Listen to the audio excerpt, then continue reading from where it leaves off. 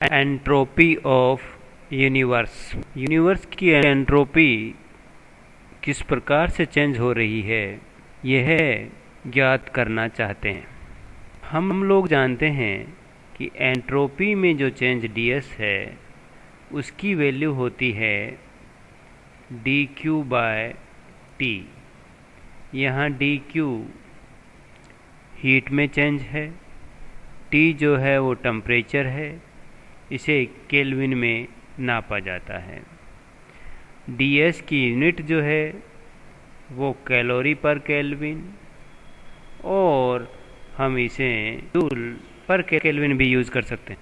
Universe की entropy में change कितना है वो यहाँ पर कैलकुलेट करना है। हम लोग जानते हैं कि यूनिवर्स में दो प्रकार के प्रोसेस होते हैं। एक प्रकार का जो प्रोसेस या साइकिल है उसको हम रिवर्सिबल साइकिल कहते हैं, और दूसरे प्रकार का जो साइकिल है उसे इरिवर्सिबल साइकिल कहते हैं। तो हम रिवर्सिबल प्रोसेस में कितनी एंट्रोपी में चेंज होगा कैलकुलेट करेंगे, और इरिवर्सिबल जो प्रोसेस है उसके अंदर एंट्रोपी में कितना चेंज है उसको कैलकुलेट करेंगे और दोनों को सम कर देंगे। तो हमारे पास में यूनिवर्स की टोटल एंट्रोपी में जो चेंज है वो मिल जाएगा। तो सबसे पहले हम बात करते हैं रिवर्सिबल प्रोसेस की। जो रिवर्सिबल हमारे पास प्रोसेस है उसमें कितनी एंट्रोपी में चेंज है उसकी वैल्यू हम कैलकुलेट करना चाहते हैं। हम लोग जानते हैं कि कार्नो साइकिल जो है वो एक रिवर्सिबल प्रोसेस है। यहाँ ABCD एक कार्नो साइकिल है। AB प्रोसेस में Q1 हीट जो है वर्किंग सब्सटेंस एब्जॉर्ब करता है, वह Q2 हीट जो है वो रिजेक्ट करता है। AB जो कर्व है वो T1 टेम्परेचर पे है, जो CD कर्व है वो T2 टेम्परेचर पे है। T1 जो है वो सोर्स का टेम्परेचर है, T2 जो है वो सिंक का टेम्परेचर है। तो इस पूरे प्रोसेस में हमें मालूम है कि वर्किंग सब्सटेंस को जो एंट्रोपी में जो गेन होगा S1 वो सोर्स से हीट Q1 के कारण होगा। तो इस प्रकार वर्किंग सब्सटेंस की जो एंट्रोपी में गेन हुआ वो हो गया Q1/T1, और वर्किंग सब्सटेंस ने वर्क के बाद में बची हुई हीट सिंक को रिजेक्ट कर दी है। तो उसकी एंट्रोपी में जो कमी होगी क्योंकि उसने हीट को रिजेक्ट किया है तो वो वैल्यू होगी Q2/T2। इस प्रकार वर्किंग सब्सटेंस की एंट्रोपी में जो गेन है वो तो S1 है, और जो उसकी एंट्रोपी में कमी हो रही है वो है S2।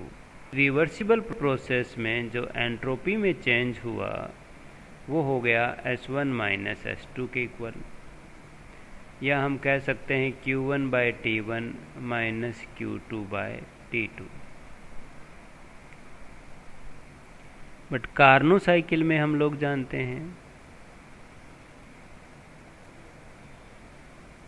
कि Q1/T1 = Q2/T2 होता है। तो इस प्रकार हम देख सकते हैं कि रिवर्सिबल प्रोसेस में जो एंट्रोपी में चेंज है वो 0 हो गया।